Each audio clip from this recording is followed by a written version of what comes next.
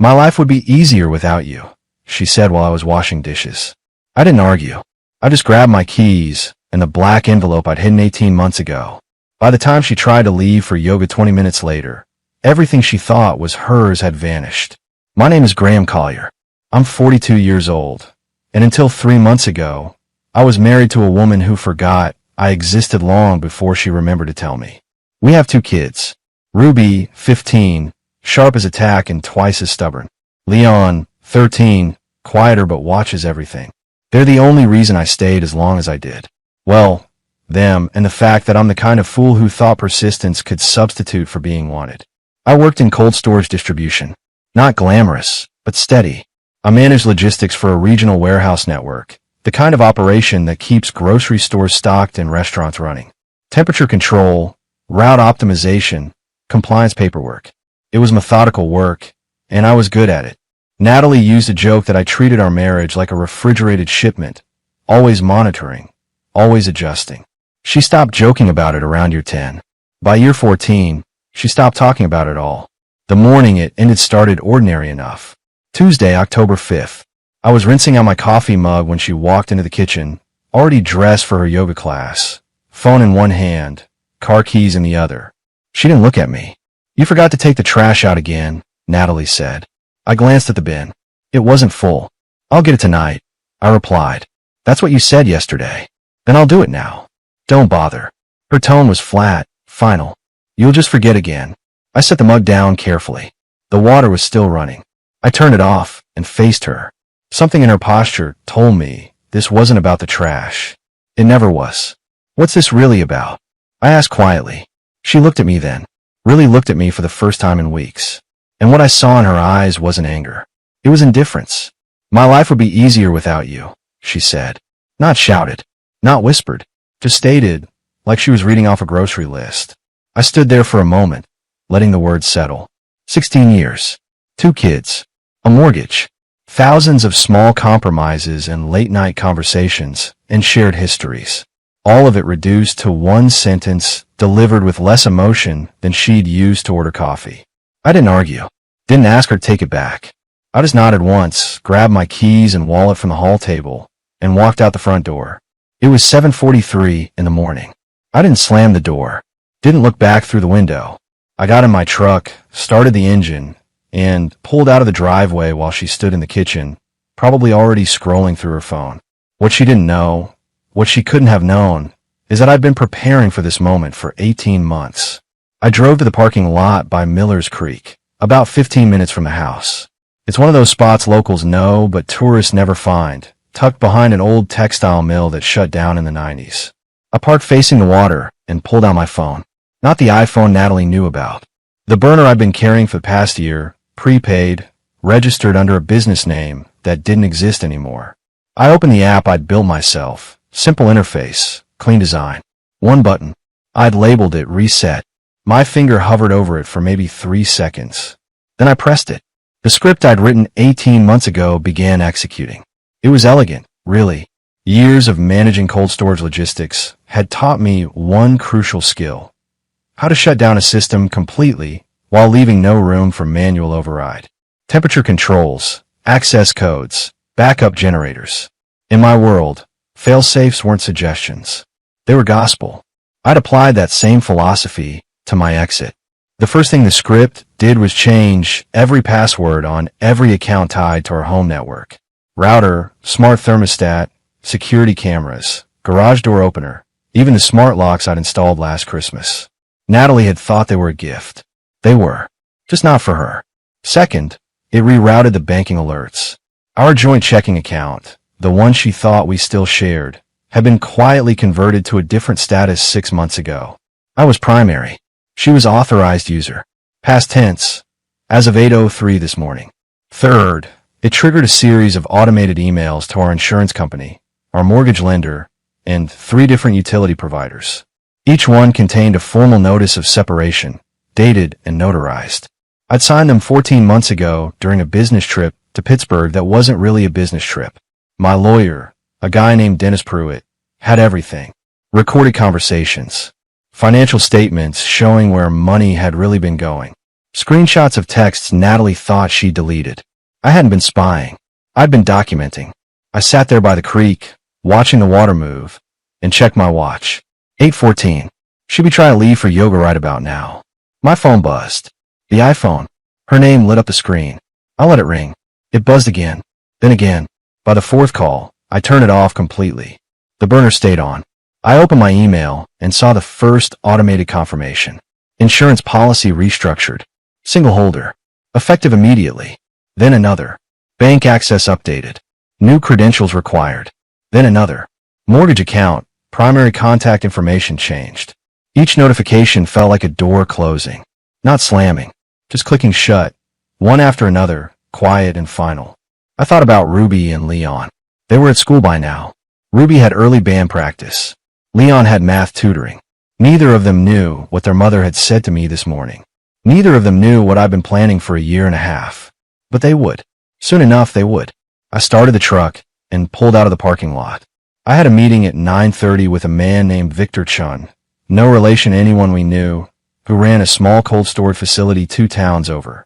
He'd been looking for a consultant, someone who understood the business from the ground up, someone who needed to disappear without actually vanishing. Natalie stood in the garage, staring at the keypad like it had personally betrayed her. She'd entered the code 3 times. The same code we'd used for 8 years. The little screen just blinked red, then went dark. She tried her phone. Opened the garage door app. Connection failed. She tapped it again. Same result. Back inside, she grabbed her laptop from the kitchen counter and opened the browser. Bank account login. She typed her username and password, the one saved in her browser's autofill. Invalid credentials. She tried again, slower this time, making sure each character was correct. Same message. Her phone buzzed. A text from her sister, Diane. Still on for lunch Thursday? Natalie ignored it and dialed my number. Straight to voicemail. She called again. Voicemail. A third time. Nothing. She opened her email app. There were new messages. The first one was from Horizon Mutual Insurance. Policy holder update. Action required.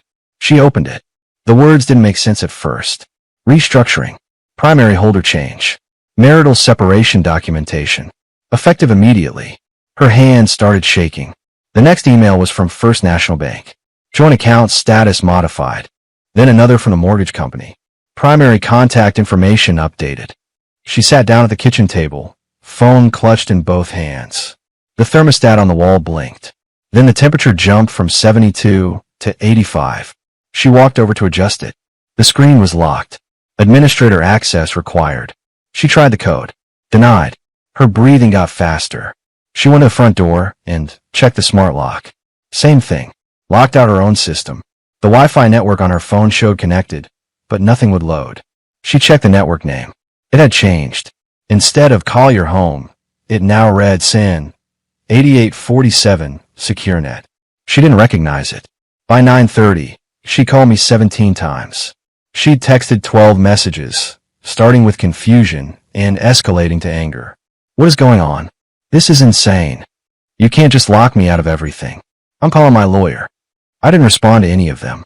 At 10:15, she called her mother. I know because my lawyer had arranged for a contact at the phone company to flag certain calls. Legal. Under the separation clause I'd filed months ago. Her mother told her to calm down, that I was probably just upset and would come home by dinner. Natalie didn't tell her mother what she'd said to me that morning. She just said we'd had a disagreement. By 11, she was sitting on the couch, staring at nothing.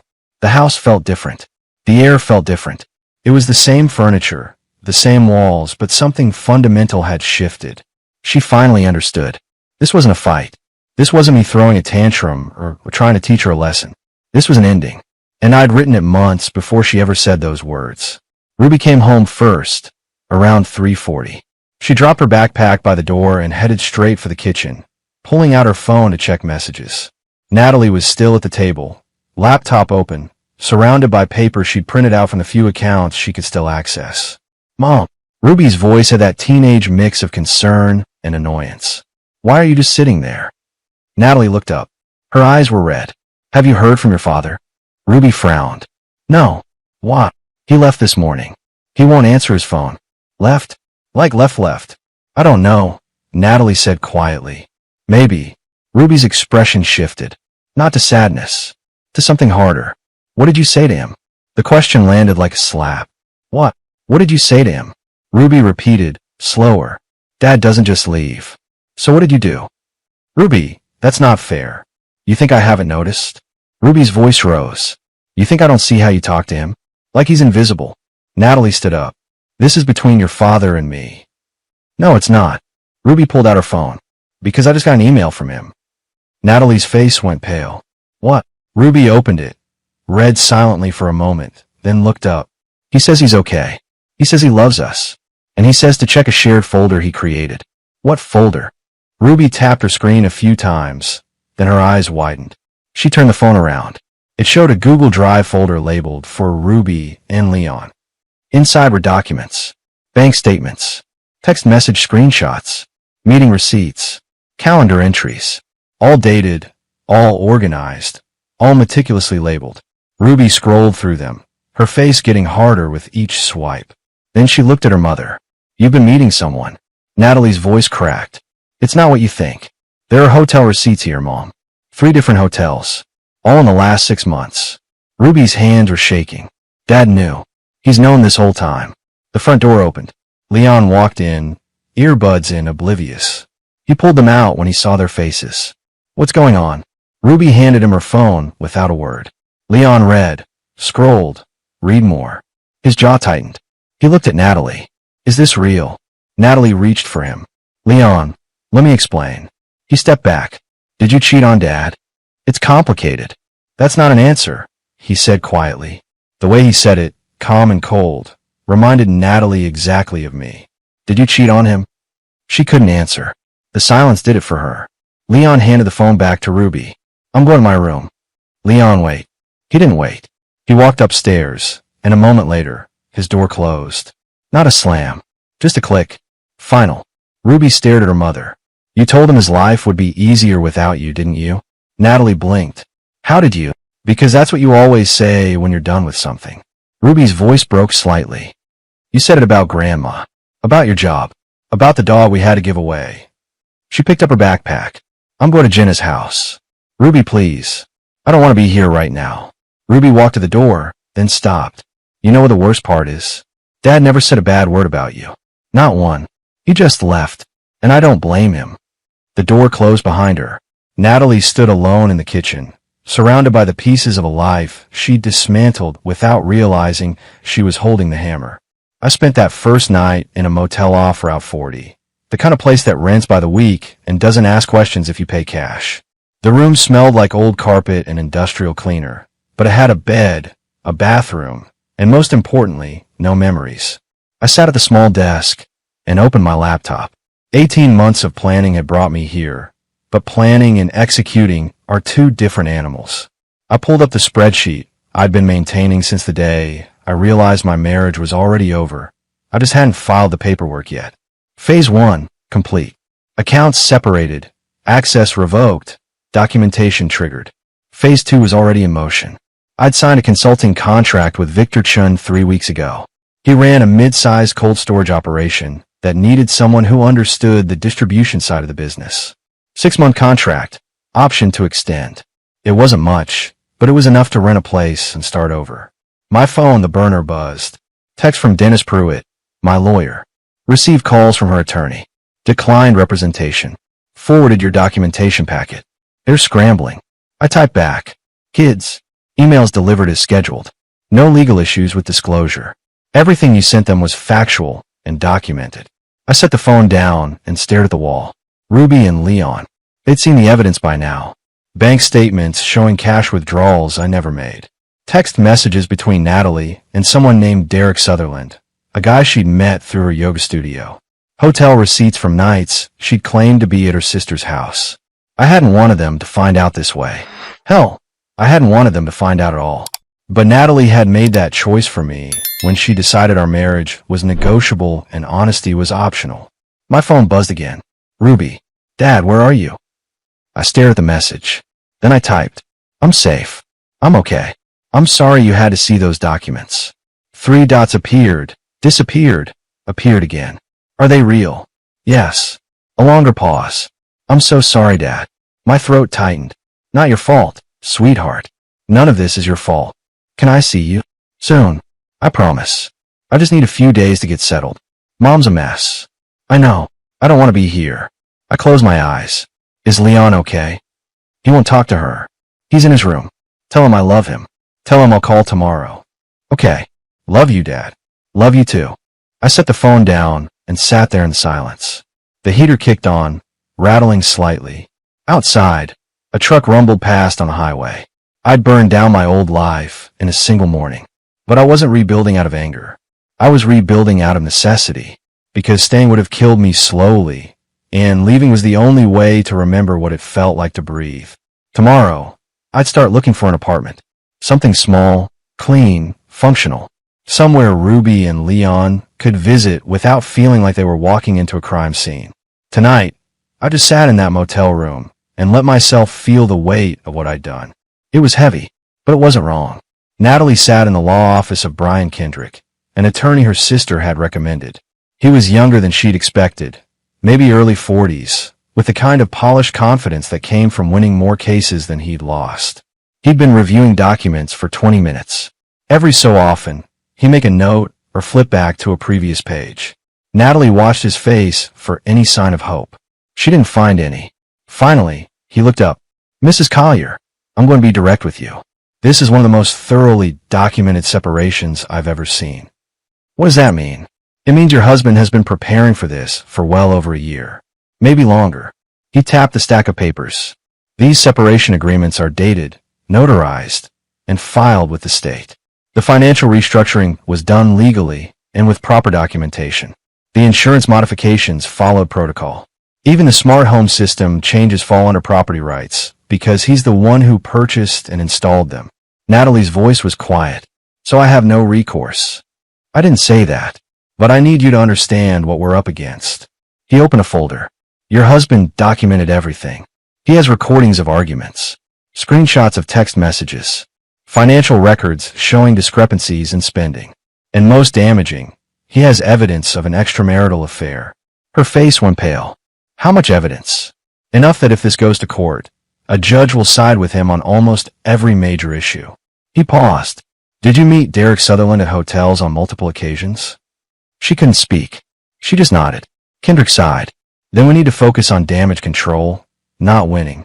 The affair changes everything, especially regarding asset division and potential custody arrangements. Custody. Her voice broke. He wouldn't take the kids from me. He might not have to. Your daughter is 15. Your son is 13. At those ages, judges give significant weight to the children's preferences.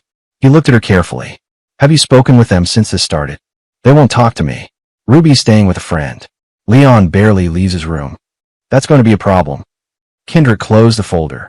Mrs. Collier, I need to ask you something, and I need you to be honest. Did you say something to your husband the morning he left? Something that could be construed as requesting separation. Natalie stared at her hands. I told him my life would be easier without him. Kendrick was quiet for a moment. Did anyone else hear you say that? No, just him. Did you text it? Email it? Write it down anywhere? No. He made a note. That's something, at least. It's your word against his. He looked up.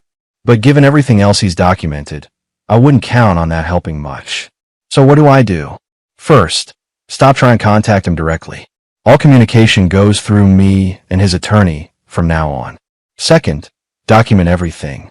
Every interaction with your kids, every expense, every attempt you make to cooperate.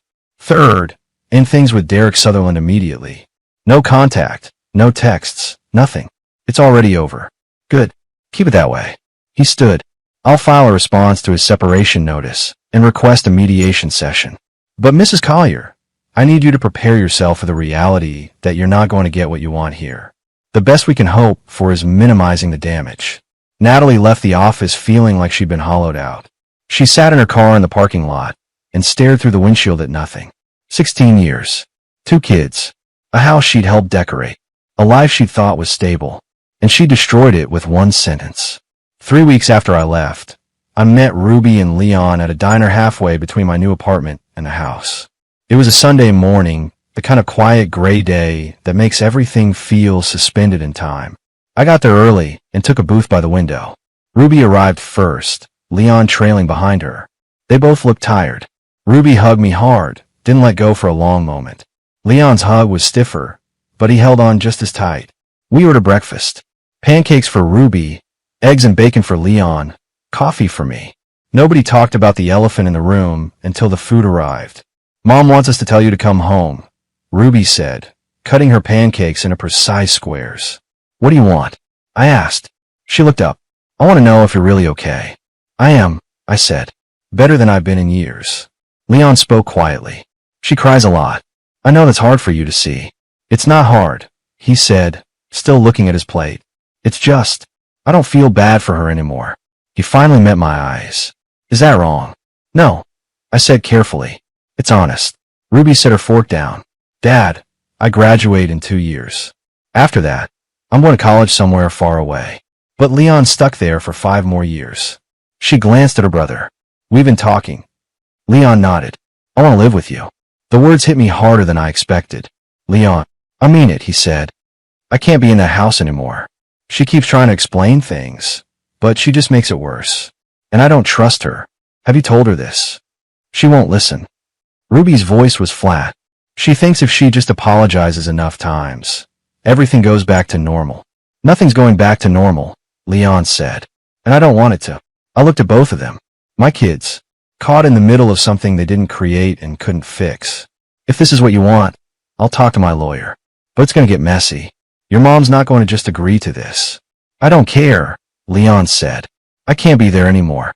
Ruby reached across the table and squeezed my hand. I'll come on weekends. Once I get my license next month, I can drive myself.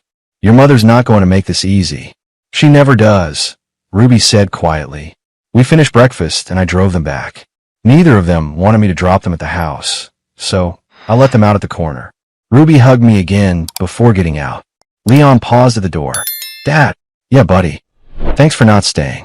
He said it simply, like he was thanking me for passing the salt. I know that sounds weird, but thanks. He got out before I could respond. I watched them walk down the street toward the house, shoulders squared, steps deliberate. They looked older than they had 3 weeks ago. I pulled away and called Dennis Pruitt. We need to file for custody modification. Both kids. Just Leon. Ruby wants to stay neutral, visit on weekends. Leon wants to live with me full-time. That's going to trigger a fight. I know, but he asked. And I'm not telling my son no when he's asking for help. All right, Dennis said. I'll draft the paperwork. But Graham, you need to be ready. This is about to get ugly. It's been ugly for 16 years, I said. At least now it's honest. Natalie showed up at my apartment 2 days after I filed the custody motion. She didn't knock. She pounded on the door like she was trying to break it down. I opened it. She looked like she hadn't slept in days. Hair pulled back messily. No makeup.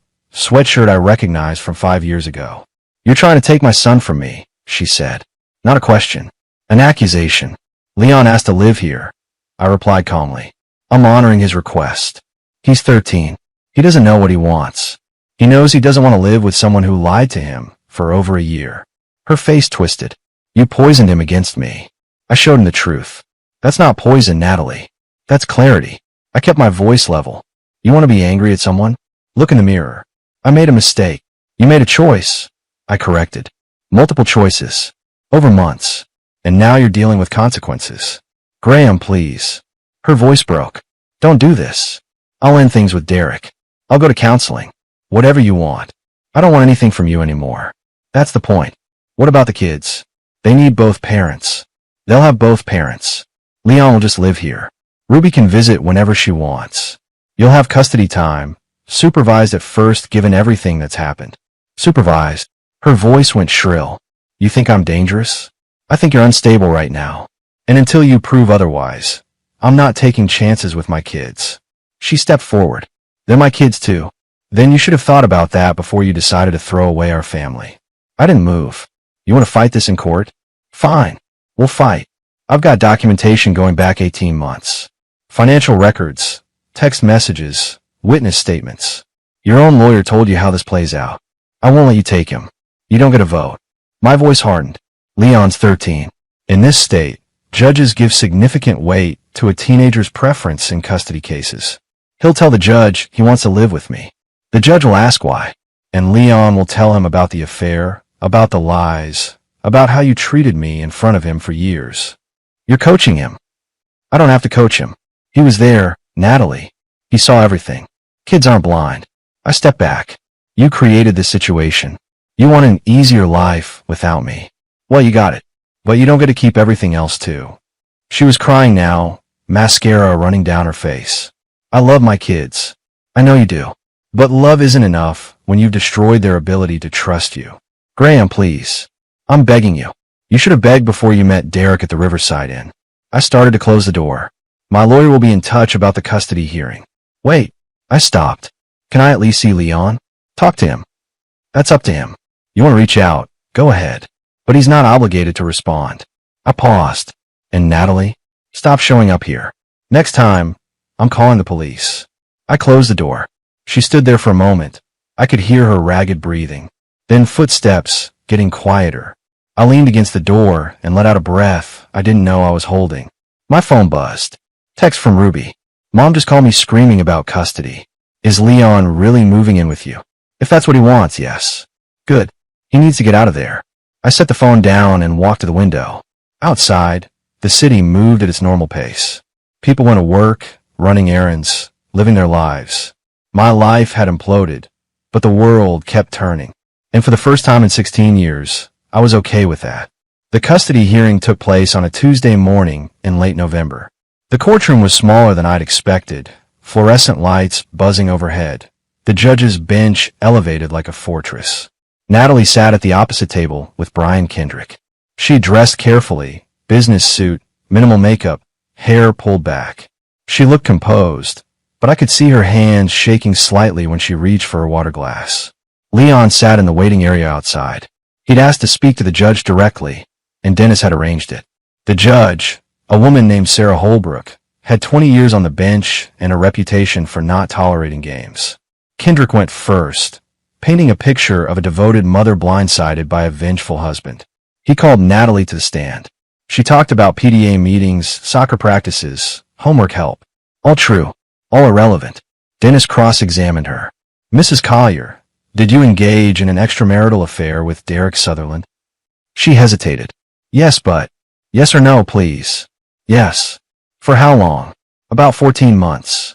And during this time, did your husband know? Not initially, but he discovered it, documented it, and only then filed for separation? Yes. Dennis nodded. No further questions. Then it was my turn. I kept it simple.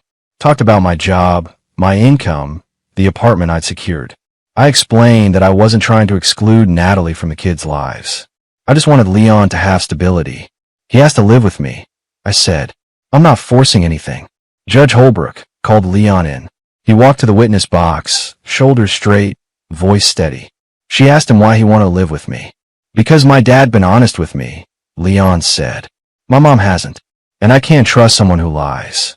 That's a serious accusation, Judge Holbrook said gently. It's the truth. Leon looked at Natalie.